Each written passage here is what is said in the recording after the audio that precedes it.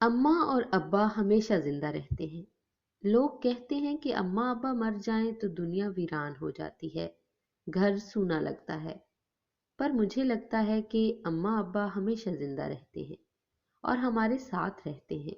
भूल तो हम उनको जाते हैं। हकीकत ये है कि किसी भाई की आंखें बाबा जैसी होती हैं, किसी बहन का चेहरा अम्मी जैसा होता है। कोई बाबा की तरह मुस्कुराता है और किसी बहन के हाथ में अम्मी की जैसी लज्जत होती है। अम्मा अब्बा कब मरते हैं, वो कब छोड़ के हमें जाते हैं। अम्मा अब्बा की परछाइयां तो उनके बच्चों में पाई जाती हैं। वो दुनिया से जाकर भी हमारे साथ रहते हैं। कभी अम्मा अब्बा की याद आए तो सब बहन भाई मिल के बैठ जाओ। किसी के चेहरे में माँ मुस्कुराती नजर आएगी और किसी की बातों में अब्बा का लहजा सुनाई देगा। अम्मा अब्बा आस पास ही नजर आएंगे।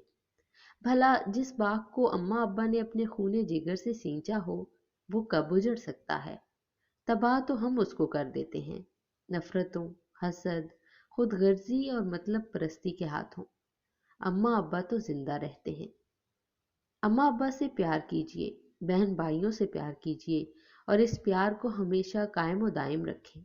यकीन जानिए, दुनिया जन्नत बन जाएगी। वीडियो को एंड तक देखने का बेहद शुक्रिया।